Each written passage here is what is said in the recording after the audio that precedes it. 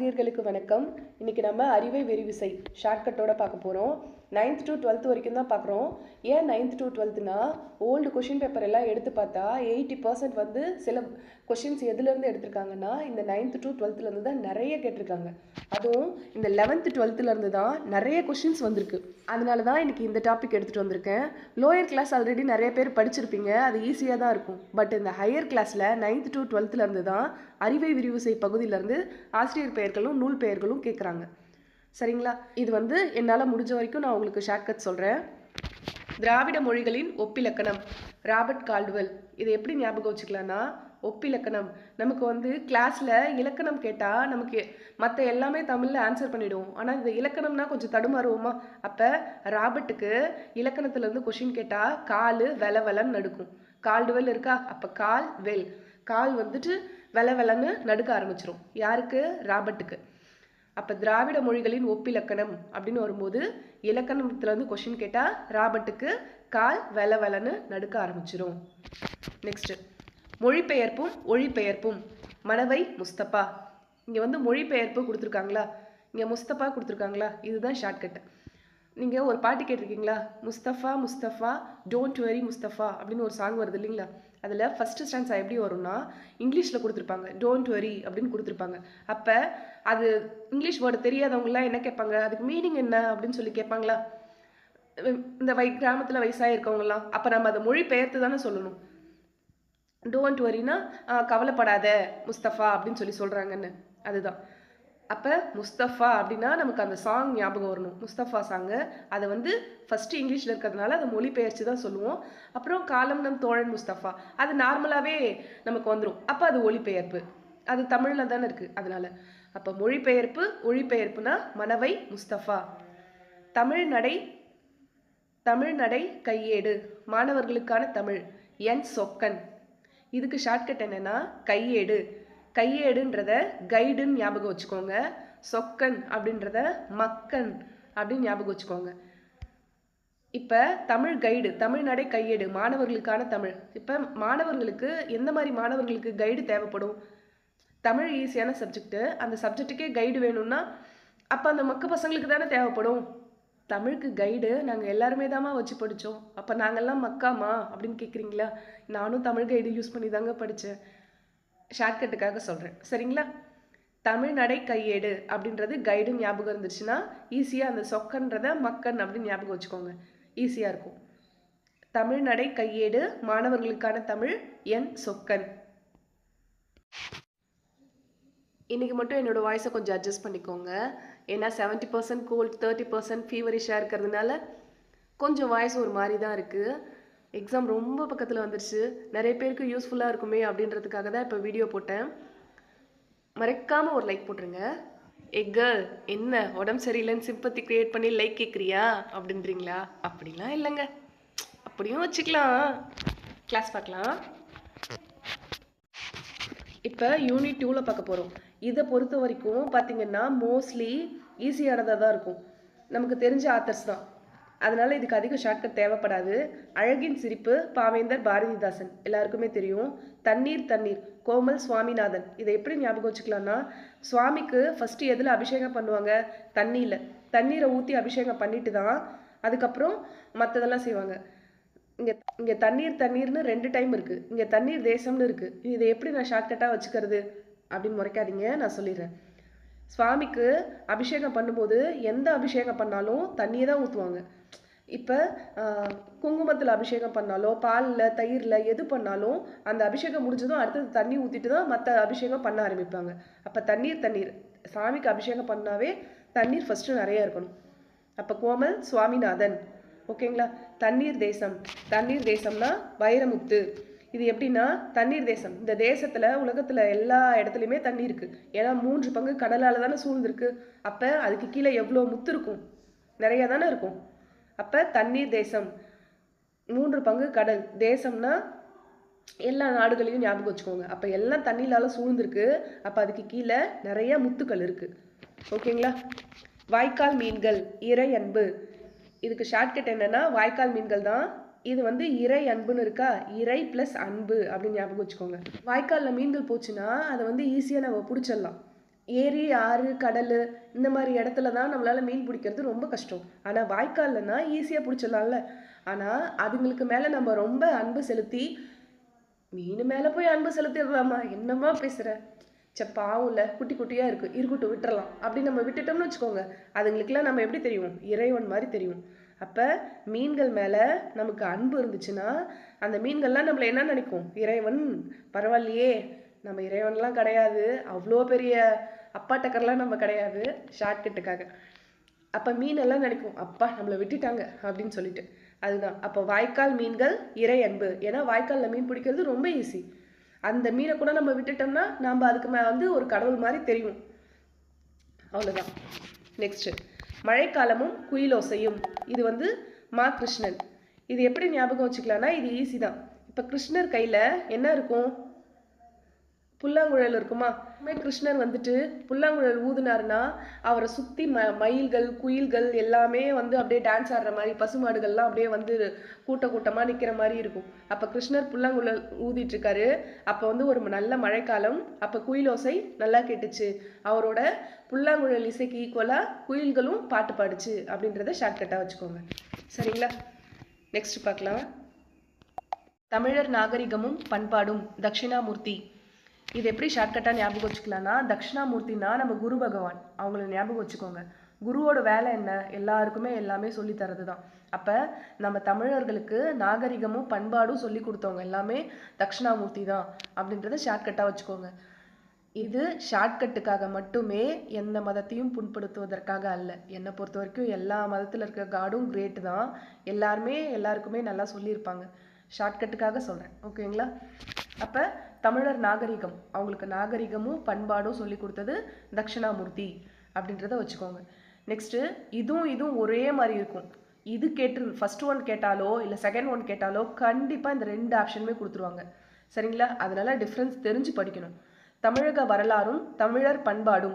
இங்கே பாருங்கள், தனித்தனியாகவே கொடுத்துருக்காங்க. தமிழக வரலாறு, தமிழர் பண்பாடு அப்படின்னு சொல்லி கொடுத்துட்டாங்களா. அது வந்து ராசமாணிக்கனார். இதை எப்படி ஷார்ட்கட்டாக வச்சுக்கலாம்னா, தமிழர்களோட வரலாறுல யார் அதிகமாக இடம் பெற்றிருப்பாங்க, ராஜாக்கள். சரிங்களா? தமிழர்களோட வரலாறு எடுத்து பார்த்தாக்க அதில் வந்து சேரன், சோழன், பாண்டியன் அது மாதிரி எல்லா ராஜாக்களும் இடம் பெற்றிருப்பாங்க. அப்போ தமிழக வரலாறுனா ராஜா, தமிழர் பண்பாடுனா அது மாணிக்கம் மாதிரி இருக்கும். சரிங்களா? அப்போ தமிழக வரலாறு ராஜா, தமிழர் பண்பாடு மாணிக்கம் மாதிரி இருக்கும். ராஜ மாணிக்கனார். புரியுதுங்களா? இப்போ இதுக்கும் டிஃப்ரென்ஸ் தெரியுதா? தமிழர்ன்றது ஃபர்ஸ்ட் ஒன் வந்துட்டு, தமிழர்ன்றது ஒன்றே ஒன்று மட்டும்தான் கொடுத்துருக்காங்க. தமிழருக்கு நாகரிகத்தையும் பண்பாட்டையும் சொல்லி கொடுத்தது தட்சிணாமூர்த்தி சாமி. தமிழக வரலாறுல யார் இடம் பெறுவா, ராஜா. தமிழர் பண்பாடு எப்படி இருக்கும், மாணிக்கம் மாதிரி இருக்கும். இப்போ இதை ஷார்ட்கட்டாக வச்சுக்கோங்க. சரிங்களா? தமிழ் செவ்வியல் இலக்கியத்தின் பறவைகள். தமிழ் செவ்வியல் இலக்கியத்தோட பறவைகள் ரத்தினம். பறவைகளை குறிக்காது. பறவைகள்னா தமிழ் செவ்வியல் இலக்கியத்தை நிறைய பேர் தமிழ் அறிஞர்கள் எழுதியிருப்பாங்க. அப்போ அவங்க எல்லாத்தையும் சேர்த்த தொகுப்பு தான் தமிழ் செவ்வியல் இலக்கியத்தின் பறவைகள் அப்படின்னு சொல்லுவாங்க. அதை இந்த புக்ஸ் எல்லாத்தையும் தொகுத்து எழுதினவர் ஒரு ரத்தினமாக தானே இருக்கணும். புரியுதுங்களா? அப்போ இதுக்கு ரத்தினம். தொல்லியல் நோக்கில் சங்க காலம். இது வந்து ராஜன். இது எப்படி ஞாபகம் வச்சுக்கலாம்னா, சங்க காலம்னாவே சங்க காலத்தில் யாரோட ஆட்சி காலம், ராஜாக்களோட ஆட்சி காலம். அப்போ சங்க காலத்தில் யாரோட ஆட்சி காலம், ராஜாக்களோட ஆட்சி காலம். தமிழர் சால்பு அப்படின்றத ஷாலுன்னு ஞாபகம் வச்சுக்கோங்க. கேர்ள்ஸ் மேலே போடுவாங்கல்ல ஷால், அது. அப்போ வித்யானந்தன். அப்போ வித்யாவுக்கு கடைக்கு போனால் ஷால் கலெக்ஷன் கலராக எடுக்கிறது தான் அவங்களுக்கு ரொம்ப பிடிக்கும் அப்படின்றத ஷார்ட்கட்டாக வச்சுக்கோங்க. ஓகேங்களா? இப்போ நம்ம யூனிட் 3 வரைக்கும் பார்த்துருக்கோம். நெக்ஸ்ட் பார்க்கலாம்.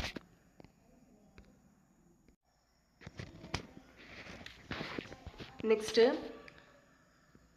இயல் 4ல் வந்துட்டு நமக்கு கொடுக்கல, இயல் 5ல் கொடுத்துருக்காங்க, பார்க்கலாம்.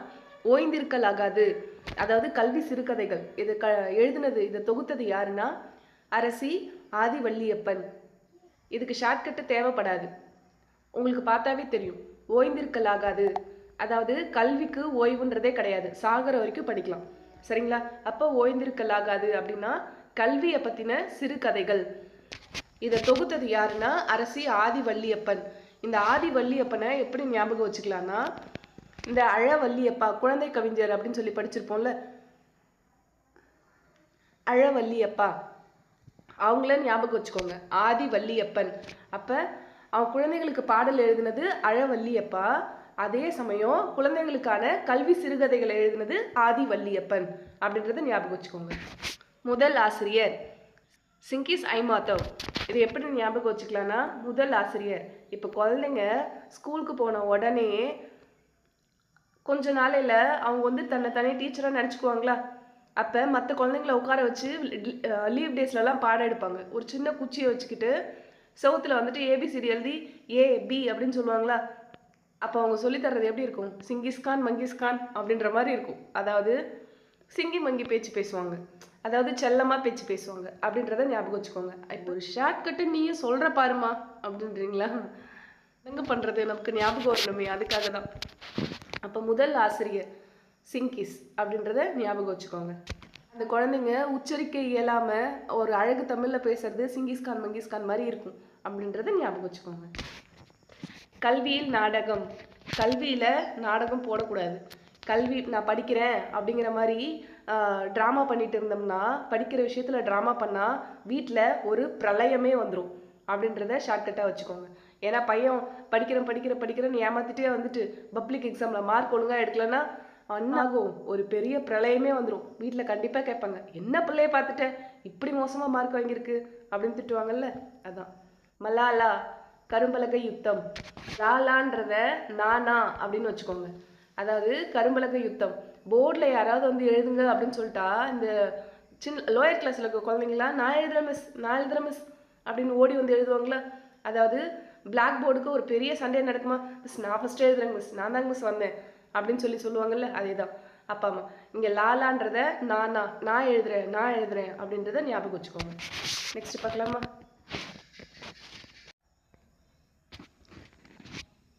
நட்பு காலம் அறிவுமதி. இங்கே வந்து நட்பு காலம்னா நட்பு வந்து எப்படி வரும், இவன் அறிவானவன் இவனுக்கு நிறைய நாலேஜ் இருக்குது அப்படின்னு பார்த்து வராது. நட்பு எல்லாருக்கிட்டேயுமே நமக்கு யாரும் ரொம்ப பிடிச்சிருக்கோ அவங்கக்கிட்ட நம்ம ஈஸியாக ஃப்ரெண்ட் ஆயிடுவோம். அவங்களுக்கு அறிவு இருக்கா மதி இருக்கா அப்படிலாம் யோசிக்க மாட்டோம். நட்பு அறிவெல்லாம் யோசிக்காது. நட்பு அவங்களோட நற்குணத்தை மட்டும்தான் பார்க்கும். அப்போ நட்பு காலம்னா கவிஞர் அறிவுமதி. திருக்குறள் கதைகள் கிருபானந்த வாரியார். இது எப்படி ஞாபகம் வச்சுக்கலாம்னா, கிருபானந்த வாரியார் அப்படின்றவர் ஒரு மிகப்பெரிய முருக பக்தர். அவர் வந்து நல்ல சொற்பொழிவாளர், ஒரு சிறந்த மனிதர் தானே அவர். அப்போ அவருக்கு வந்து திரு அப்படின்னு ஒரு அடைமொழி கொடுக்கலாமா. திருன்னா நம்ம யார் சொல்லுவோம், ரொம்ப மதிப்பு மிகுந்த ஒரு உயர்ந்த மனிதர்களுக்கு தானே திருன்ற அடைமொழியை கொடுத்து சொல்லுவாங்க. அப்போ திரு கிருபானந்த வாரியார். இப்போ திருக்குறள் கதைகளை சொன்னது கிருபானந்த வாரியார். அவர் எங்கே போய் சொற்பொழிவாற்றினாலும் திருக்குறளை பற்றி ஒரு கதை சொல்லுவார் அப்படின்றதையும் ஞாபகம் வச்சுக்கோங்க. கையா உலகே ஒரு உயிர். இது யாருன்னா ஜேம்ஸ். இங்கே வந்து ஜேம்ஸ் இருக்கிறத ஜேம்ஸ் பாண்ட் அப்படின்னு ஞாபகம் வச்சுக்கோங்க. இந்த ஜேம்ஸ் பாண்ட் மட்டும் அவரோட ஃபிலிமில் அவரை எத்தனை தாட்டி சுட்டாலும் அவருக்கு உயிரே போகாது. மறுபடியும் வந்துட்டே இருப்பார். அது எப்படின்னு தான் தெரியவே தெரியாது. அப்போ ஜேம்ஸ் அப்படின்னா ஜேம்ஸ் பாண்ட் ஞாபகம் வச்சுக்கோங்க. கையா உலகே ஓர் உயிர். அவர் எத்தனை தாட்டி சுட்டாலும் உயிரோட வருவார். அதை ஷார்ட்கட்டாக வச்சுக்கோங்க. நெக்ஸ்ட் பார்க்கலாமா. ஆகாயத்துக்கு அடுத்த வீடு மு மேத்தா. இது எப்படி ஞாபகம் வச்சுக்கலாம்னா, ஆகாயத்துக்கு அடுத்த வீடு என்ன இருக்கும், மேகம் இருக்கும் அப்படின்றத ஞாபகம் வச்சுக்கோங்க. ஆகாயத்துக்கு அடுத்த வீடு மேகம். ஆகாயத்துக்கு அப்புறம் மேகமா, மேகத்துக்கு அப்புறம் தானே ஆகாயமே வரும். அப்படின்லாம் என்கிட்ட கொஷின் கேட்கக்கூடாது, சரிங்களா. தமிழ் பழமொழிகள் கீவா ஜெகநாதன். இது எப்படி ஞாபகம் வச்சுக்கலாம்னா, பல மொழிகள் அப்படின்றத பழமொழி இல்லை பல மொழிகள். இந்த பழமொழி இருக்குல்ல, பல வகையான மொழி. அப்போ இந்த ஜகத்தில் பல வகையான மொழிகள் இருக்குது அப்படின்றத ஷார்ட்கட்டாக வச்சுக்கோங்க. பல மொழிகள் அப்படின்றது ஜகத்தில் நிறைய மொழிகள் இருக்குது. தமிழ் பழமொழிகள் அப்படின்றது தமிழ் மட்டும் கிடையாது, இன்னும் நிறைய மொழிகள் இந்த நாட்டில் பேசிகிட்டு இருக்காங்க. ஜெகநாதன், ஜெகம்னா என்ன சொல்லுவோம், உலகம் அப்படின்னு சொல்லுவோமா. இந்த ஜகத்தில் தமிழ் மட்டும் இல்லாமல் பல வகையான மொழிகள் பேசப்படுது. நெக்ஸ்ட்டு இருட்டு எனக்கு பிடிக்கும், அன்றாட வாழ்வில் அறிவியல். இதை எழுதினது யாருன்னா தமிழ்ச்செல்வன். செல்வம் வந்து திருடணும்னா இங்கே செல்வன் அப்படின்னு இருக்கா, அதை வந்து செல்வம் அப்படின்னு ஞாபகம் வச்சுக்கோங்க. வீட்டில் பொண்ணு பொருள் எல்லாம் நகையெல்லாம் நிறையா இருந்துச்சுன்னா அதெல்லாம் திருடுறதுக்கு நைட்டில் தானே வருவாங்க திருடங்க. அப்போ திருடங்களுக்கு இருட்டு ரொம்ப பிடிக்கும், ஏன்னா அங்கே வந்து செல்வம் நிறையா இருக்குது. நெக்ஸ்ட் பார்க்கலாங்களா? பெரியாரின் சிந்தனைகள். வே ஆணைமுத்து. இதுக்கு ஷார்ட்கட் என்ன வச்சுக்கலாம்னா பெரியார். பெரியாருக்கோட தொண்டர்கள் பெரும்பாலும் எந்த கலரில், அதாவது பெரியாரோட சிந்தனையாளர்கள் தொண்டர்கள்லாம் எந்த கலரில் ட்ரெஸ் போட்டிருப்பாங்க? கருப்பு கலரில். அப்போ ஆணைன்னா யானை. யானை என்ன கலரில் இருக்கும்? கருப்பு கலரில் இருக்கும். கட்சிக்காரங்கெல்லாம் கருப்பு கலர் ட்ரெஸ் போட்டிருப்பாங்க. அப்போ ஆணை வந்து கருப்பு கலரில் இருக்கும். என் அறிவு கொழுந்தே என்னம்மா யோசிக்கிற அப்படின்னு நீங்கள் திட்டுறது எனக்கு கேட்குது. அப்போ பெரியாரோட சிந்தனைகள், அவரோட பெரியாரோட கட்சிக்காரங்க கருப்பு கலர் ட்ரெஸ் போட்டிருப்பாங்க, அவரோட சிந்தனைகள் முத்து முத்தாக இருக்கும் அப்படின்றத ஞாபகம் வச்சுக்கோங்க. நெக்ஸ்ட்டு அஞ்சல் தலைகளின் கதை. இது மட்டும் நீங்கள் மெமரி பண்ணிக்கோங்க. எஸ்பி சட்டர்ஜி, மொழிபெயர்த்தது வந்தது வி மு சாம்பசிவன். நெக்ஸ்ட்டு இது வந்து நெக்ஸ்ட் இருக்கிறது இம்பார்ட்டன்ட், ஏன்னா இங்கே தங்கைக்கு தம்பிக்கு அப்படின்னு 2 கேட்டிருக்காங்க. வரதராசன் அண்ணா. இதில் எது கேட்டாலும் 2 ஆப்ஷனுமே கொடுக்கறதுக்கு சான்ஸ் இருக்குது. வரதராசனையும் கொடுக்கலாம், அண்ணனையும் கொடுக்கலாம். அப்போ இது எப்படி ஞாபகம் வச்சுக்கலாம்னா, இங்கே அண்ணா இருக்கா, இங்கே தம்பி இருக்குது, அண்ணன் தம்பி அப்படின்றத ஷார்ட்கட்டாக வச்சுக்கோங்க. அப்போ தம்பிக்கு எழுதுனது யார்? அறிஞர் அண்ணா. அண்ணன் தம்பி அப்படின்றத ஞாபகம் வச்சுக்கோங்க. தங்கைக்கு அது யாருன்னா மு வரதராசனார். இதை எப்படி ஞாபகம் வச்சுக்கலாம்னா, நம்ம தங்கைங்களை எப்படி கூப்பிடுவோம்? வா ஏ ராசாத்தி அப்படின்னு கூப்பிடுவோமா? அப்போ வா ராசன் ராசாத்தி, வா ஏ ராசாத்தி. தங்கைக்கு மு வரதராசன். சிற்பியின் மகள் பூவண்ணன். இதை எப்படி ஞாபகம் வச்சுக்கலாம்னா, சிற்பி வந்துட்டு சிற்பம் செய்யும்போது அந்த சிற்பத்தில் இருக்கிற அந்த பூ வேலைப்பாடுகள் கூட அவ்வளோ அழகாக செய்வார். அப்போ சிற்பி ஒரு சிற்பத்தை செதுக்குனாருன்னா, அந்த காலத்தில் அந்த கோவிலில் சிற்பங்களை பார்த்துருக்கீங்களா? அதில் இருக்கிற பூ வேலைப்பாடுகளே ரொம்ப நுணுக்கமாக இருக்கும். அதில் சிற்பியின் மகள் அப்படின்னா பூவண்ணன் அப்படின்றது உங்களுக்கு ஞாபகம் வரணும்.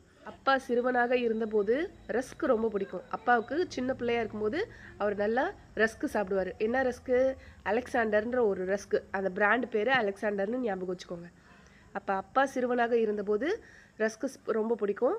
அப்போ அது வந்து அலெக்சாண்டர் ரஸ்க்கு. தமிழில் நான் முகமது ஷெரீப். இதை மட்டும் சரி பண்ணிக்கோங்க. இப்போ நம்ம 9th ஃபுல்லாக முடிச்சிட்டோம். நெக்ஸ்ட்டு 10th பார்க்கலாம். இப்போ நம்ம 10th ஸ்டாண்டர்டில் ஃபஸ்ட் யூனிட் பார்க்குறோம். நாம் ஏன் தமிழ் காக்க வேண்டும்? முனைவர் சேதுமணி மணியன். இதுக்கு ஷார்ட்கட் எப்படி வச்சுக்கலாம்னா, நம்ம ஏன் தமிழை காக்கணும் அப்படின்றது அதிலே இருக்குது. ஏன்னா தமிழில் வந்து மணிமணியான எழுத்துக்கள் நிறையா இருக்குது. அது மட்டும் இல்லாமல் அது வந்து நம்மளோட கண்மணி போன்றது அப்படின்றத ஞாபகம் வச்சுக்கோங்க. சரிங்களா? நெக்ஸ்ட்டு தவறின்றி தமிழில் எழுதுவோம். நன்னன், நல்லா அழகா.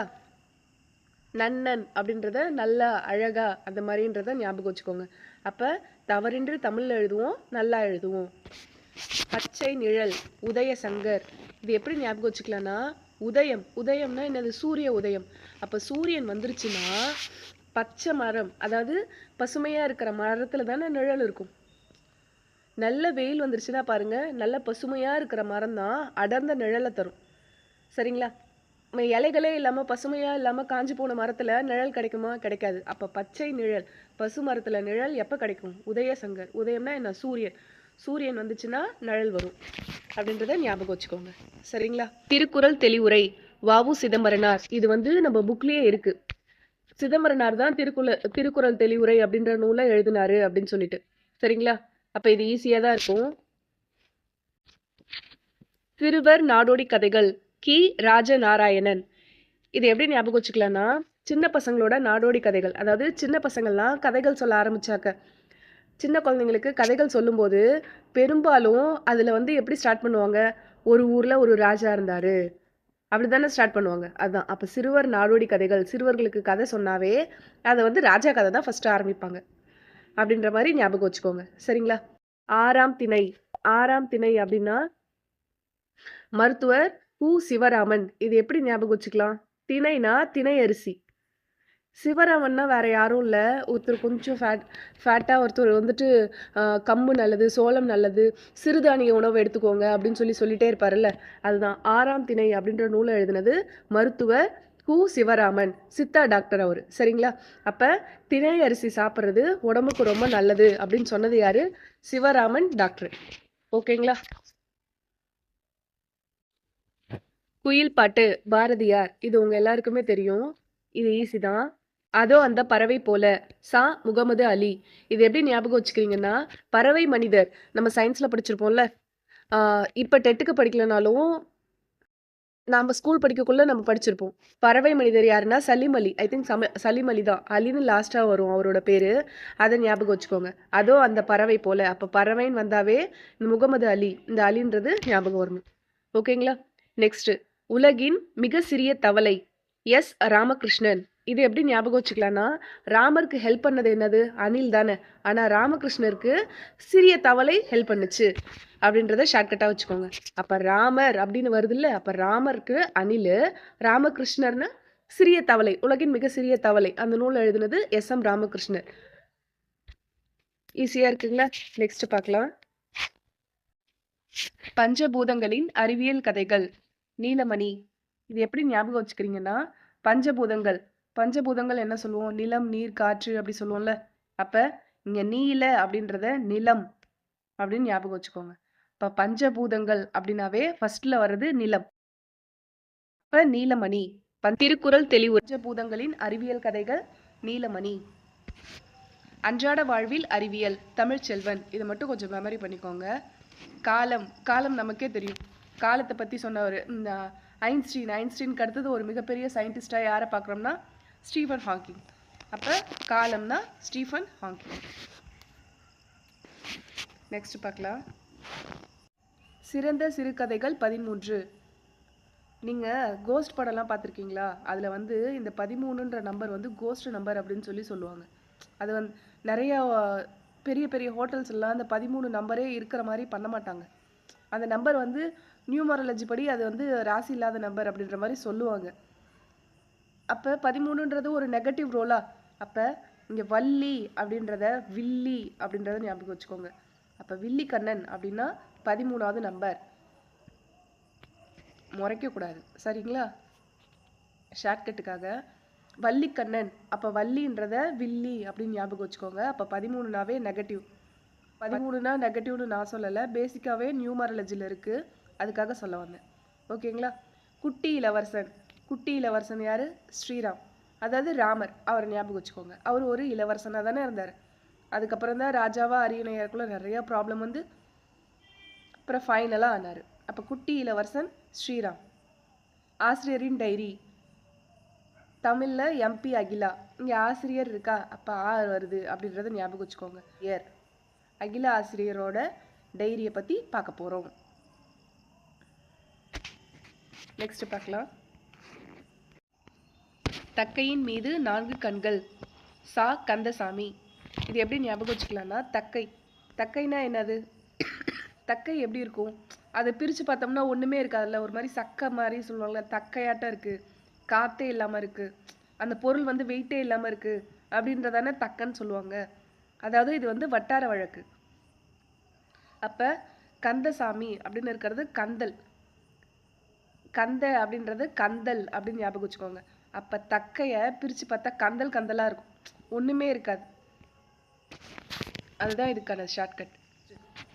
திருக்குறள் கலைஞர் உரை. இங்கே கலைஞரே வந்துட்டாருங்களா? அப்போ கலைஞர் கருணாநிதி. கலைஞர் மு. கருணாநிதி. நெக்ஸ்ட், நாட்டார் கலைகள். இதை மட்டும் மெமரி பண்ணிக்கோங்க. ஆ பெருமாள். நெக்ஸ்ட் லெசன் பார்க்கலாம்.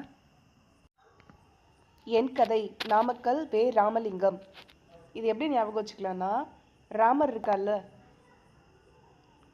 இருக்காருல்ல, அவர் வந்து ராமர் பாலம், அதாவது ஸ்ரீலங்காவுக்கு ராமர் பாலம் கட்டுறதுக்கு முன்னாடி மணலில் ஒரு லிங்கம் செஞ்சு வழிபட்டுட்டு அதுக்கப்புறம் தான் பாலம் கட்ட ஆரம்பித்தார். அப்போ சிவலிங்கம், அந்த லிங்கம் வருதுங்களா, ராமர் லிங்கத்தை செஞ்சு அவர் வந்து அவரோட கதையை சொல்கிறாரு. எப்படின்னா, ராவணன் சீதாதேவியை தூக்கிட்டு போயிட்டாங்க அப்படின்ற அவரோட கதையை சொல்லிட்டு அதுக்கப்புறமா ராமர் பாலம் கட்ட ஆரம்பித்தாங்க அப்படின்றத ஞாபகம் வச்சுக்கோங்க. அதாவது சிவனோட அருள் வேணும் அப்படின்றதுக்காக. அப்போ என் கதை, அவரோட கதையை, ராமரோட கதையை சிவலிங்கம் கிட்ட சொல்கிறாங்க, லிங்கம் செஞ்சு. அதுதான். அப்போ என் கதை நாமக்கல் கவிஞர் வே. ராமலிங்கம். வேருக்கு நீர் வேருக்கு நீர் ராஜம் கிருஷ்ணன். இதை மெமரி பண்ணிக்கோங்க. நாற்காலிக்காரர் முத்துசாமிக்கு நாற்காலி இல்லாமல் இருக்க முடியாது. அவங்க நாற்காலியிலே உட்காந்துருக்கிறதுனால அவர் நாற்காலிக்காரர் அப்படின்னு சொல்லுவாங்க அப்படின்ற மாதிரி ஞாபகம் வச்சுக்கோங்க. நெக்ஸ்ட் பார்க்கலாம். அறமும் அரசியலும் மு. வரதராசனார். இதில் ஷார்ட்கட் என்னன்னா அறமும் அரசியலும் வர, அதாவது அறம் நிறைந்தவர்கள் தான் அரசியலுக்கு வரணும். புரியுதுங்களா? அறம் நிறைந்தவர்கள் தான் அரசியலுக்கு வரணும். அப்போ அரசியலில் அறம் கண்டிப்பாக வரணும் அப்படின்னு சொன்னது யாரு? மு. வரதராசனார். அபிகவிதைகள், இதுலேயே அபி வந்துடுதுங்களா? எண்ணங்கள் எம்.எஸ். உதயமூர்த்தி. நல்ல எண்ணங்கள் உதயமாக வேண்டும். அப்போ உதய அப்படின்னு வந்துருச்சு. அப்போ எண்ணங்கள் உதயமாகணும், அதுதான். அப்போ எண்ணங்கள்ன்ற நூலை எழுதினவர் எம்.எஸ். உதயமூர்த்தி. யானை சவாரி யானை சவாரி யாருன்னா பாவண்ணன். இங்கே பாவண்ணன் அப்படின்றத பாகன் அப்படின்னு ஞாபகம் வச்சுக்கோங்க. இப்போ யானையில் சவாரி செய்யணும்னா பாகனோட ஹெல்ப் வேணும். பாகனோட ஹெல்ப் இல்லாமல் யானையில் சவாரி செய்ய முடியாது. நெக்ஸ்ட் கல்மரம் திலகவதி. இதை மட்டும் மெமரி பண்ணிக்கோங்க. திங்கள் அவ்வெண்ணிலவில். இது நா. முருகேச பாண்டியன். இது எப்படி ஞாபகம் வச்சுக்கலான்னா அவ்வெண்ணிலவில். வெண்ணிலவுன்னா என்ன சொல்லுவோம்? முழு நிலவு. முழு நிலா தானே நல்லா பிரகாசமாக இருக்கும், வெண்ணிலா அப்படின்னு சொல்லுவோம். அப்போ அந்த முழு நிலவு யாருக்கு உகந்தது? முருகேசன். முருகேசன்னா யாரு? முருகன். முருகனுக்கு உகந்ததா? அப்போ தானே இந்த பங்குனி உத்திரம், தைப்பூசம் இதெல்லாம் வர்றது மோஸ்ட்லி பார்த்தீங்கன்னா இந்த பௌர்ணமிக்கு பக்கத்துலேயே வர மாதிரியே வரும். அதுதான் நிலா, முழு நிலா. அதெல்லாம் பௌர்ணமி டைம் முருகனுக்கு ரொம்ப உகந்த நாள். முருகேசன், முருகேச பாண்டியன் அப்படின்றத ஷார்ட்கட்டாக வச்சுக்கோங்க. சரிங்களா? 11th யூனிட் 1 பார்க்க போகிறோம். நாடற்றவன். நாடற்றவன் முத்துலிங்கம். இது எப்படி ஞாபகம் வச்சுக்கலான்னா, இங்கே லிங்கம் இருக்கா? லிங்கம்னா சிவன். சிவனுக்கு இதுதான் நாடு அப்படின்னு சொல்ல முடியுமா? எல்லா நாட்டிலையுமே இப்போ ஓரளவு தமிழர்கள் எங்கெல்லாம் வாழ்கிறாங்களோ அந்த எல்லா நாடுகள்லையுமே சிவன் கோவில் வர ஆரம்பிச்சிருச்சு. அப்போ இதுதான் நாடுன்னு குறிப்பிட்டு சொல்ல முடியாது. அவன் இந்த உலகத்தில் இருக்க எல்லா உயிரினங்களுக்கும் பொதுவானவன். நல்ல தமிழ் எழுத வேண்டுமா? ஆக்கி பரந்தாமனார். இது எப்படி ஞாபகம் வச்சுக்கலான்னா, இப்போ மோஸ்ட்லி பார்த்திங்கன்னா எல்லா இடத்துலையுமே இங்கிலீஷ் தான் வந்துருச்சு. தமிழே கொஞ்சம் கொஞ்சமாக குறைஞ்சிட்டே போயிடுச்சு. அப்போ தமிழை பற்றி எழுதுறதுக்கும் தமிழ்லேயே பேசுகிறதுக்கும் பரந்த மனசு வேணும். அந்த மாதிரி காலகட்டமாக தான் இது இருக்குது. அப்போ பரந்தாமனார் அப்படின்றதுல பரந்த அப்படின்றது பரந்த மனசு, பரந்தாமன அப்படின்னு வருது இல்லைங்களா? அப்போ பரந்த மனசு வேணும். எதுக்கு? நல்ல தமிழில் எழுதுறதுக்கு. சரிங்களா? ஏன்னா இப்போ எல்லாருமே இங்கிலீஷில் தானே பீட்டர் விட்டுட்ருக்காங்க. அதை பீட்டர்னு சொல்லக்கூடாது. ஏன்னா இப்போ காலங்கள் மாறிடுச்சு. இங்கிலீஷ் லாங்குவேஜ் ரொம்ப முக்கியமானதாக மாறிடுச்சு. அதுக்காக தான். நெக்ஸ்ட்டு உயிர்த்தெழும் காலத்துக்காக வில்வரத்தினம். அதாவது வில்வ இலைகள். இந்த வில்வம் அப்படின்னு வருதா? வில்வ மரம், பட்டை, வேர், இலை இது எல்லாமே மிகுந்த மருத்துவ குணம் அதிகமாக இருக்கிறதா இருக்குது. சரிங்களா? அப்போ உயிர்த்தெழும் காலத்துக்காக நிறைய பேர், இப்போ எங்கள் வீட்டுக்கு பக்கத்துலேயே கூட ஒரு பாட்டி அந்த வீசிங் ப்ராப்ளம், ஆஸ்துமாக்கெலாம் இந்த வில்வ இலையை தான் சாப்பிட்டுட்ருக்காங்க. அப்போ அவங்களோட காலம் நல்லபடியாக போகணும், நல்லா வாழணும் அப்படின்னா வில்வ இலையை சாப்பிடலாம் அப்படின்றத ஷார்ட்கட்டாக வச்சுக்கோங்க. செகண்ட் யூனிட் பார்க்குறோம். இயற்கை வேளாண்மை நம்மாழ்வார்.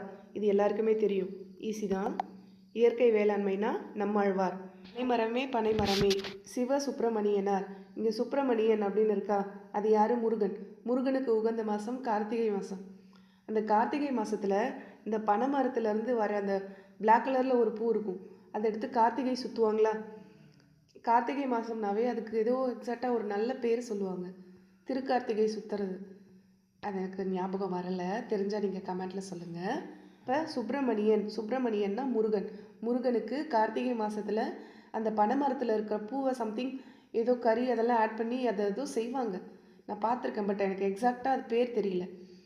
அதை ஒரு ஒரு ஸ்டிக்குக்குள்ளே வச்சு சுற்றுவாங்க.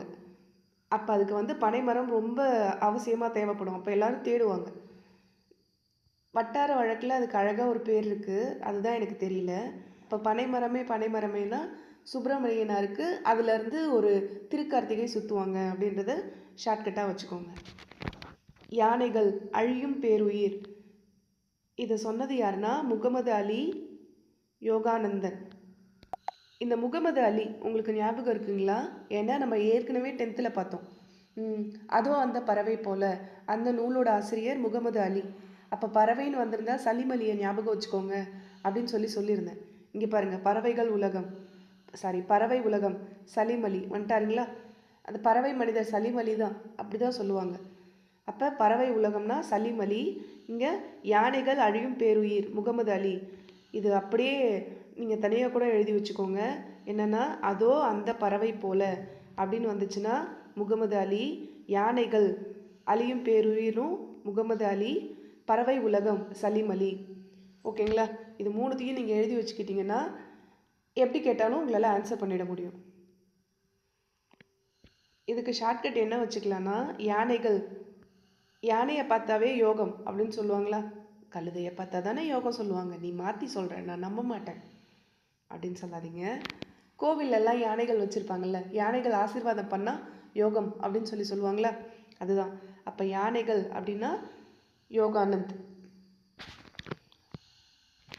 நெக்ஸ்ட் பார்க்கலாமா? இது கொஞ்சம் நல்லா பார்த்துக்கோங்க, இது இம்பார்ட்டன்ட். ஏன்னா இதை எக்ஸாமில் கேட்டிருக்காங்க. இந்த யூனிட் 2லேருந்து நிறையா டைம் எக்ஸாமுக்கு வந்திருக்கு.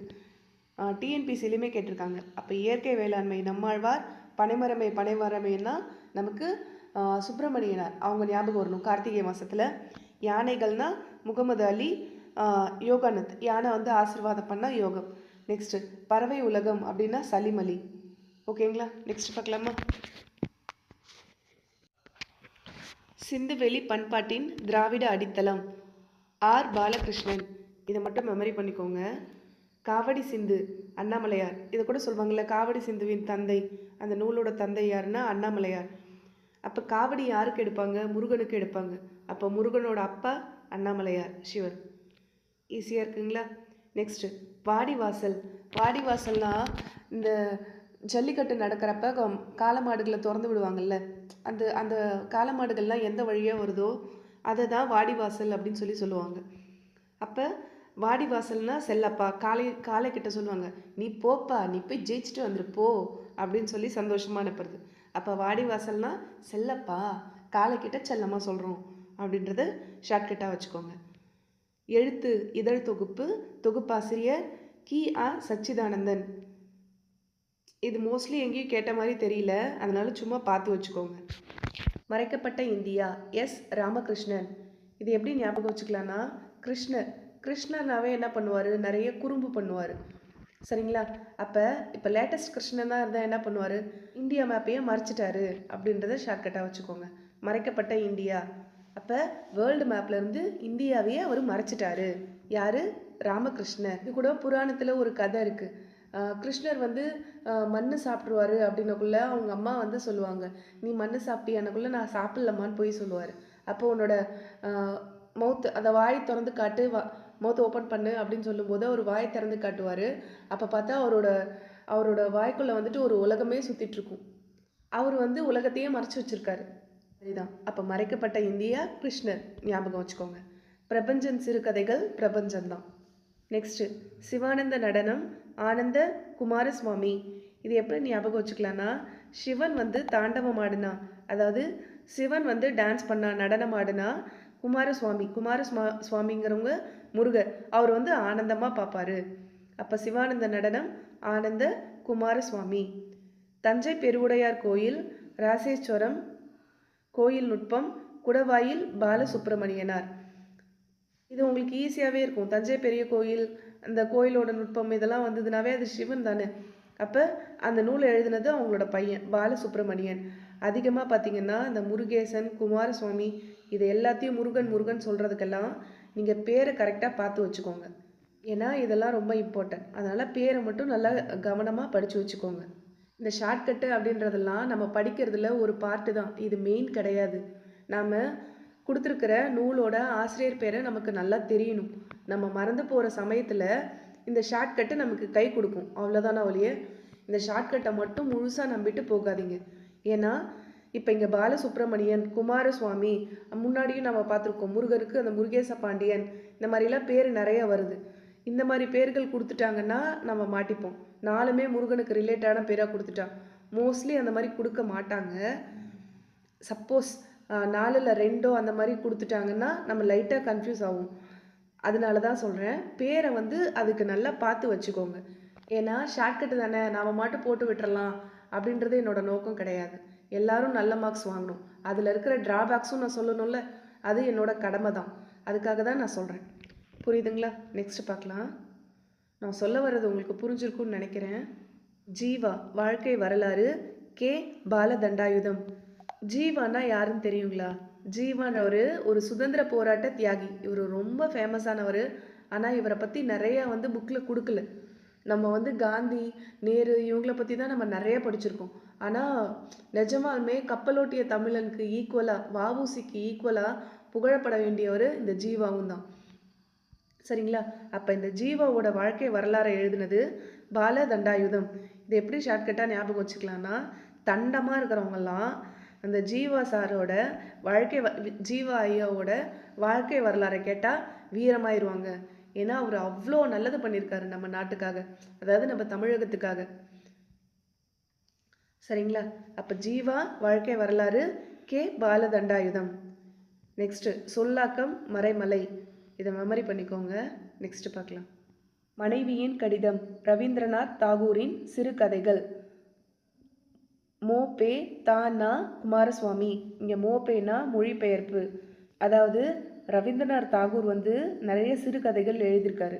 அந்த தொகுப்பு புக்கில் இருந்து ஒரு பார்ட்டை தனியாக யார் எடுத்தாருன்னா குமாரசுவாமி. இவர் எடுத்து அது என்னன்னா மனைவியின் கடிதம் அப்படின்னு அவர் வந்து மொழிபெயர்த்திருக்காரு. இங்கே மோபே அப்படின்னா மொழிபெயர்ப்பு. ரவீந்திரநாத் தாகூர் சிறுகதையிலேருந்து மனைவியின் கடிதம் அப்படின்ற ஒரு பார்ட்டை மொழிபெயர்த்தது யாருன்னா குமாரசுவாமி. ஓகேங்களா? இப்போ இதுக்கு ஷார்ட்கட் எப்படி வச்சுக்கலான்னா, மனைவியோட கடிதம், ஒய்ஃப் லெட்டர் போடுறாங்க. யாருக்கு? குமாரசுவாமிக்கு, அதாவது முருகருக்கு. முருகருக்கு மேரேஜு திருச்செந்தூரில் ஐ திங்க் வள்ளியை மேரேஜ் பண்ணார். பழனியில் தெய்வானையை மேரேஜ் பண்ணாருன்னு நினைக்கிறேன். பழனியில் இருந்தாங்கன்னா வள்ளி வந்து லெட்டர் போடுவாங்க, சீக்கிரமாக திருச்செந்தூர் வாங்க அப்படின்னு சொல்லிட்டு லெட்டர் போடுறாங்க அப்படின்றத ஷார்ட்கட்டாக வச்சுக்கோங்க. ஞாபகம் வர்றதுக்காக தான். அப்போ மனைவியின் கடிதம் இது வந்து தாகூரோடது. இதை வந்து மொழிபெயர்த்தது குமாரசுவாமி. ஒவ்வொரு புள்ளையும் பெயர் சொல்லி அழைப்பேன், கவிஞர் இன்குலாப். இந்த கவிஞர் வந்து புல்ல எல்லாத்தையும் இன்ச் பை இன்ச்சாக ரசித்ததுனால தான் அந்த ஒவ்வொரு புள்ளையும் பேர் சொல்லி அழைக்கிறாரு. புரியுதுங்களா? இன்ச் பை இன்ச்சாக புல்ல ரசித்தார், அதனால ஒவ்வொரு புள்ளையும் பெயர் சொல்லி அழைப்பேன் அப்படின்னு சொன்னார் கவிஞர் இன்குலாப். நான் வித்யா, லிவிங் ஸ்மைல் வித்யா. ஈஸியாக இருக்கா? நெக்ஸ்ட் பார்க்கலாம். இப்போ நம்ம 12th பார்க்க போகிறோம். இதுக்கெலாம் கொஞ்சம் ஷார்ட்கட் சொல்கிறது கஷ்டமாக தான் இருக்குது. எதுக்கு ஷார்ட்கட் சொல்ல முடியுதோ அதுக்கு நான் சொல்லிடுறேன். மற்றதெல்லாம் கொஞ்சம் மெமரி பண்ணிக்கோங்க. பாரதியின் கடிதங்கள், பத்மநாபன். நான் படிக்கும்போது இதை பாரதியின் கடிதங்கள் அப்படின்றத பா வருதுங்களா, அதனால பாரதியின் கடிதங்கள் பத்மநாபன் அப்படின்னு தான் மெமரி பண்ணிட்டேன். இலக்கண உலகில் புதிய பார்வை, டாக்டர் போர்க்கோ. இது எப்படி ஞாபகம் வச்சுக்கலான்னா, இந்த இலக்கண உலகம் இப்போ வந்து ரொம்ப பொற்காலமாக இருக்குது. இப்போ இருக்க இலக்கண காலம் இது பெரிய பொற்காலமாக இருக்குது. ஏன்னா நிறையா புதுசாக நூல்கள் வருதா. பொய் சொல்லாதம்மா, சங்க காலத்தில் தான் நிறைய நல்ல நூல்கள்லாம் வந்துச்சு. இப்போல்லாம் வர்ற புக்ஸ் எல்லாம் வருதானே தெரியல அப்படின்றீங்களா? அப்படியே ஷார்ட்கட்டுக்காக வச்சுப்போம். இலக்கண உலகில் புதிய பார்வை. இப்போ இலக்கண உலகம் தான் பொற்காலமாக இருக்குது. நான் வஞ்சி புகழ்ச்சி அணியை யூஸ் பண்ணுறேன்னு கூட வச்சுக்கலாம். நெக்ஸ்ட் தமிழ் அழகியல். தமிழ் அழகியல்னா தமிழ் வந்து ஒரு பொண்ணு, ஒரு குட்டி குழந்தை. தமிழ் வந்து அழகாக நடக்கிறாங்க. தமிழ் அழகியல், தமிழ் குட்டி பொண்ணு அழகாக நடராசன் வருதா, நடக்கிறாங்க. அப்போ தமிழ் அழகியலோட ஆசிரியர் நடராசன். பாரதியின் கட்டுரைகள், பாரதி கட்டுரைகள், பாரதி கதைகள் இதெல்லாம் இல்லை. காட்டுவாத்து பிச்சமூர்த்தி. காட்டுவாத்தை பிடிக்க முடியுமா? பிடிக்கவே முடியாது. ஏன்னா அது தண்ணிக்கு போயிடுச்சுன்னா ஸ்விம் பண்ணி போயிட்டே இருக்கும். பிச்சை எடுத்தாலும் காட்டுவாத்து கிடைக்காது. நெல்லூர் அரிசி, அகிலன். நெல்லூர் அரிசினா அகிலன் அப்படின்றத ஞாபகம் வச்சுக்கோங்க. சுவரொட்டிகள், சுவரொட்டிகள்னா முத்து. முத்து படத்தை அந்த காலத்துலலாம் செவத்துல தானே போஸ்டர் ஒட்டியிருப்பாங்க. அப்போல்லாம் பேனர் கலாச்சாரம் இல்லை. அப்போ முத்து ஃபிலிமை ஞாபகம் வச்சுக்கோங்க. ரஜினி சாரோட ஃபிலிம். அதை வந்து அந்த காலத்தில் சுவரொட்டிகள் செவத்தில் தான் அந்த போஸ்டரெல்லாம் பேஸ்ட் பண்ணுவாங்க. பேனர்லாம் கிடையாது. ஓகேங்களா? நெக்ஸ்ட் பார்க்கலாம். தமிழர் குடும்ப முறை. பக்தவத்சல பாரதி. இதுக்கு ஷார்ட்கட் எப்படி வச்சுக்கலாம்னா, பற்ற வச்சுட்டேன் அப்படின்ற மாதிரி ஞாபகம் வச்சுக்கோங்க. அதாவது பற்ற வச்சுட்டே பரட்ட அப்படின்னு சொல்லுவாங்கள்ல, ரஜினி சாரோட டைலாக். அதுதான் தமிழர் குடும்ப முறைனா சூப்பராக தான் இருக்கும். ஆனால் மருமகளை பற்றி மாமியார்கிட்டயோ மாமியாரை பற்றி மருமகிட்டயோ போட்டு கொடுத்துட்டா வெளியே வந்து என்ன சொல்லுவாங்க, இன்றைக்கி நான் பற்ற வச்சுட்டேன் பாரு, அவங்க வீட்டில் சண்டை வரப்போகுது அப்படின்னு சொல்லுவாங்கள்ல, அதே தான். அப்போ தமிழர் குடும்ப முறை நல்லா தான் இருக்கும். ஃபாரின்லலாம் பார்த்திங்கன்னா யாரும் யாரையும் கண்டுக்க மாட்டாங்க. அவங்களோட ஒர்க்கை மட்டும்தான் பார்ப்பாங்க. ஆனால் நம்ம தமிழ்நாட்டில் தான் சம்மந்தமே இல்லாமல், கண்டென்ட்டே இல்லாமல் சண்டை பிடிச்சிப்பாங்க. காரணமே இல்லாமல் சண்டை பிடிச்சிப்பாங்க ஃபேமிலிக்குள்ளே. எல்லா ஃபேமிலியும் சொல்லலை, ஒரு சில ஃபேமிலியை சொல்கிறேன். அப்போ தமிழர் குடும்ப முறைனா ஈஸியாக பற்ற வச்சிடலாம் சண்டை மூட்டுறதுக்கு. அதை ஷார்ட்கட்டாக வச்சுக்கோங்க. விருந்தினர் இல்லம். ஜலாலுதீன் ரூமி. இப்படி ஞாபகம் வச்சுக்கலான்னா, விருந்தினர்கள் வீட்டுக்கு வந்தால் ஜமாய்ச்சிருவோம். ஜலாலுதீன் அப்படிங்கிறத ஜமாய்க்கிறது அப்படின்ற மாதிரி ஞாபகம் வச்சுக்கோங்க. கம்பராமாயணம், கம்பர் எல்லாருக்கும் தெரியும். திருக்குறள், திருவள்ளுவர், இதுவும் ஈஸி தான். உரிமை தாகம், பூமணி. இது எப்படி ஞாபகம் வச்சுக்கலான்னா, ஹஸ்பண்ட் கிட்ட பூ கேட்கறதெல்லாம் நம்மளோட உரிமை. சரிங்களா? பூமணி, உரிமை தாகம். நெக்ஸ்ட் பார்க்கலாம். கம்பர் யார்? சுப மாணிக்கம். இது எப்படி ஞாபகம் வச்சுக்கலான்னா, கம்பர் யாருங்க? அவர் ஒரு பெரிய மாணிக்கம். சரிங்களா? கம்பராமாயணத்தையே ஏற்றினவர் அவர் தானே. அப்போ கம்பர் யார்? அவர் ஒரு மாணிக்கம், ஜொலிக்கிற கல். நெக்ஸ்ட், சக்கரவர்த்தியின் திருமகன் ராஜாஜி. சக்கரவர்த்தியோட திருமகன், அவரும் வருங்காலத்தில் ராஜாவாக தான் மாறுவார். ஜலாலுதீன் ரூமியின் கவிதைகள். அது அவரே தான், ஜலாலுதீன் ரூமி தான். வயிறுகள், பூமணி. இது எங்க பூமணி வந்திருக்காங்களா? இந்த பூமணியை நம்ம ஏற்கனவே லாஸ்ட் யூனிட்ல பார்த்துருப்போம். பூமணியோட ஒரு நூல் என்னன்னா உரிமை தாகம் அப்படின்னு சொல்லி பார்த்தோமா? உரிமை தாகம், அந்த நூலை எழுதினது பூமணி. இங்கே வந்து வயிறுகள்ன்றது சிறுகதை தொகுப்பு. ஞாபகம் வச்சுக்கோங்க, அது வந்து நூல், இது வந்து சிறுகதை தொகுப்பு. இது ரெண்டுத்துக்கும் சேர்த்தே ஷார்ட்கட் சொல்லிடலாம். நான் அதில் என்ன சொல்லியிருக்கேன், பூ கேட்கறது மனைவிகளோட உரிமை, அதாவது ஹஸ்பண்ட் கிட்ட பூ கேட்கறது மனைவிகளோட உரிமை அப்படின்றத ஞாபகம் வச்சுக்க சொன்னேன்னா அதே தான். அந்த பூவை அவங்க வாங்கிட்டு வரலன்னா சாப்பாடு நம்ம செய்யக்கூடாது, அவங்களோட ஹஸ்பண்ட் வயிறை காய போட்டுடலாம். ஓகேங்களா? டன். பூ வாங்கிட்டு வராதுக்கு சாப்பாடு செய்யலைன்னா எங்கள் வீட்டில் பிரளயமே வெடிக்கும். இந்த பிரளயன் எங்கேயோ கேள்விப்பட்ட மாதிரி இருக்குங்களா? 9th புக்கில் பார்த்துருப்போன்னு நினைக்கிறேன். 9th 10th தெரியல. பிரளயன், கல்வியில் நாடகம். கல்வியில் நாடகம் போட்டால் வீட்டில் பிரளயமே வெடிக்கும். பையன் நல்லா படிக்கலைன்னா ஏன் படிக்கலன்னு கொஷின் மார்க் வரும் இல்லைங்களா? ரிலேட் பண்ணி சொல்கிறதுக்காக சொல்கிறேன், ஞாபகம் இருக்கான்னு பார்த்துக்கோங்க. அப்போ கல்வியில் நாடகம், பிரளயன். வீட்டில் பூ கேட்குறது நம்மளோட உரிமை தாகம். அதை வாங்கிட்டு வந்து கொடுக்கலன்னா நம்ம சாப்பாடு செய்ய மாட்டோம். வயிறை நல்லா காய போட்டுடணும் அப்படின்னு முடிவு பண்ணிவிடுவோம். இது ஷார்ட்கட்டுக்காக தான். இந்த விபரீதத்தை யாரும் ட்ரை பண்ணிடாதீங்க, சரிங்களா? நெக்ஸ்ட் பார்க்கலாம். சிறைனா அனுராதா ரமணா மூவி பார்த்துருக்கீங்களா? ரமணா மூவியில் லாஸ்ட்டாக விஜயகாந்தை ஜெயிலில் தான் போடுவாங்க. ஜெயிலில் போட்டு ஹேங் பண்ண விட்டுருவாங்க, தூக்கு மாட்டி விட்டுருவாங்க. அந்த மூவியை ஞாபகம் வச்சுக்கோங்க. சிறைனா அனுராதா ரமணன். ஒரு புளிய மரத்தின் கதை, சுந்தர ராமசாமி. இதை மெமரி பண்ணிக்கோங்க. ஓகேங்களா? நெக்ஸ்ட் பார்க்கலாம். நீங்களும் கவி பாடலாம், ஜெகநாதன். இது எப்படி ஞாபகம் வச்சுக்கலான்னா, கீவா ஜெகநாதன் அப்படின்றவங்களை ஒருத்தவங்களுக்கு கொடுத்துருக்காங்க. பரந்தாமனார் 2 பேர். இவங்க 2 பேரை பற்றியும் நம்ம முன்னாடியே பார்த்துருப்போம். ஞாபகம் இருக்குங்களா? இப்போ அவங்க எழுதின நூல்கள் என்னன்னு நான் சொல்ல மாட்டேன், ஏன்னா இவங்களை பற்றி நம்ம ஏற்கனவே பார்த்துருப்போம். இதை மட்டும் நீங்களே பாருங்கள். ஏன்னா எல்லாத்தையுமே நானே சொல்லிடலாம், சொல்கிறது ஈஸி தான். பட் நீங்கள் தேடி பார்த்தீங்கன்னா, அதாவது முன்னாடி நம்ம இந்த வீடியோலேயே நம்ம சொல்லியிருப்போம், இவங்க 2 பேரையும் முன்னாடி தேடி நீங்களே பார்த்தீங்கன்னா உங்களுக்கு மறக்காது. அதுக்காக தான். சரிங்களா? அப்போ நீங்களும் கவி பாடலாம், இந்த ஜெகத்தில் யார் வேணாலும் பாட்டு பாடலாம். பாட்டு பாடுறதுக்கு எல்லாருக்குமே உரிமை இருக்குது. படைப்புக்கலை, படைப்புக்கலைன்றது ஒரு சுதந்திரமானது. சரிங்களா? சுதந்திர முத்து, படைப்புக்கலை எல்லாருக்குமே இருக்குது, அது சுதந்திரமானது அப்படின்றத ஞாபகம் வச்சுக்கோங்க. துறைமுகம் சுரதா, இது டிஎன்பிசி படிச்சிருக்கவங்களுக்குலாம் நல்லா தெரியும். துறைமுகத்தோட நூல் ஆசிரியர் யாருன்னா சுரதா.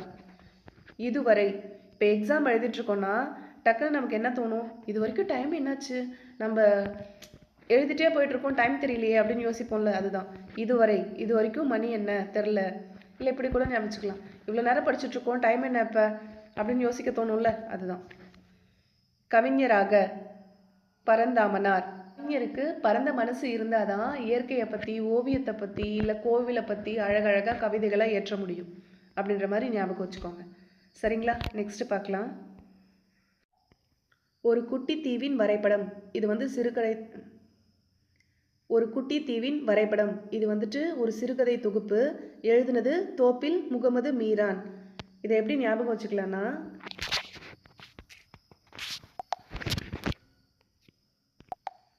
மீரான் அப்படின்றது மீரா, மீரா இருக்காங்க இல்லைங்களா, அவங்கள ஞாபகம் வச்சுக்கோங்க. மீரா வந்துட்டு ஒரு குட்டி தீவில் இருந்து தான் கண்ணனையே நினச்சி தியானம் பண்ணிட்டு இருந்தாங்க. கண்ணனை பார்க்கணும், கிருஷ்ணரை பார்க்கணும் அப்படின்றதுக்காக. அப்போ மீரா ஒரு குட்டி தீவு போயிட்டு கண்ணனை நினச்சி தியானம் பண்ணிட்டு இருந்தாங்க. அந்த பாடல்கள்லாம் அவங்க நிறையா பாடினாங்கல்ல, அதெல்லாம் அங்கே தான் பாடினாங்க அப்படின்ற மாதிரி ஞாபகம் வச்சுக்கோங்க. நெக்ஸ்ட், ஒரு பார்வையில் சென்னை நகரம், இங்கே சென்னை பட்டணம். இப்படி இருக்கா? இது ரெண்டுத்தையும் சேர்த்து சொல்கிறேன். அசோகமித்திரன், அசோகமித்திரன் அப்படின்றதுல அசோகர் அப்படின்றத ஞாபகம் வச்சுக்கோங்க. அசோகர் வந்துட்டு நார்த் சைடு இருக்க ஒரு ராஜா. அவர் வந்து சென்னைக்கு வந்தார்னா ஒரு பார்வையில் சென்னை நகரம், தன்னோட பார்வையால் சென்னையை பார்க்குறாரு. சென்னை எப்படி இருக்குது, சென்னையில் யார் யாரெல்லாம் ஆட்சி பண்ணிகிட்டு இருக்கா, எப்படி இருக்குது அப்படின்னு பார்த்துட்ருக்காரு. அப்போ ஒரு பார்வையில் சென்னை நகரம், அசோகர் சென்னையை பார்த்துட்ருக்காரு. அந்த டைமில் சென்னை பட்டணத்தில் யார் ஆட்சி பண்ணிகிட்டு இருக்காங்கன்னா ராமச்சந்திர வைத்தியநாத். அதாவது ராமச்சந்திரன்னா யார், எம்ஜிஆருக்கு வந்துட்டு பேர் என்ன சொல்லுவாங்க, எம்ஜிஆர், எம்ஜி ராமச்சந்திரன் தானே. அப்போ சென்னை பட்டணத்தை ஆட்சி பண்ணிட்டு இருக்கிறது எம்ஜிஆர். உன் கதை மொக்கையாக இருக்குது. ஏன்னா அசோகரோட காலம் வேற, எம்ஜிஆரோட காலம் வேற. நீ எதுக்கு ரெண்டையும் லிங்க் பண்ணுற அப்படின்லாம் கேட்கக்கூடாது. சரிங்களா? ஒரு பார்வையில் சென்னை நகரம், அசோகமித்ரன் அவர் பார்த்துட்ருக்காரு சென்னையை. அப்போ அங்கே ஆட்சி பண்ணிட்டு இருக்கிறது ராமச்சந்திரன், எம்ஜிஆர். ஓகேங்களா? இதில் நான் உங்களுக்கு இன்னொரு இன்ஃபோ சொல்லணும். என்னென்னா, இந்த அசோகமித்ரன் அப்பாவின் சிநேகித அசோகமித்ரன் அப்படின்னு சொல்லிட்டு லோயர் கிளாஸில் படிச்சிருப்போம். I think 6th to 8th ஏதோ ஒரு புக்கில் வரும், அப்பாவின் சிநேகிதர் அசோகமித்ரன். அதையும் நீங்கள் ஞாபகம் வச்சுக்கோங்க, சைடில் எழுதி வச்சுக்கோங்க. ஒரு பார்வையில் சென்னை நகரம், இவரே தான் அப்பாவின் சிநேகிதரும் அசோகமித்ரன் தான். ஓகேங்களா? நெக்ஸ்ட்டு, ராமலிங்க அடிகள் வரலாறு, ஊரான் அடிகள். இங்கேயும் அடிகள் இருக்குது, இங்கேயும் அடிகள் இருக்குது. அப்போ உங்களுக்கு ஈஸியாகவே இருக்கும். நெக்ஸ்ட்டு பார்க்கலாமா? இது நீங்கள் கொஞ்சம் மெமரி பண்ணுற மாதிரி தான் இருக்கும். எனது சுயசரிதை சிவாஜி கணேசன். நீங்கள் என் கதை அப்படின்னு சொல்லிட்டு ஒன்று பார்த்துருப்போம், ஞாபகம் இருக்குங்களா? அப்போ என் கதையோட ஆசிரியர் யார், கமெண்ட்டில் சொல்லுங்கள். ஏன்னா ரிலேட் பண்ணி படித்தா உங்களுக்கு ஈஸியாக இருக்கும். எனது சுயசரிதை வேறு, என் கதை வேறு, ரெண்டு பேருக்கும் ஒரு வேறு ஆசிரியர். என் கதையோட ஆசிரியரை கமெண்ட்டில் சொல்லுங்கள்.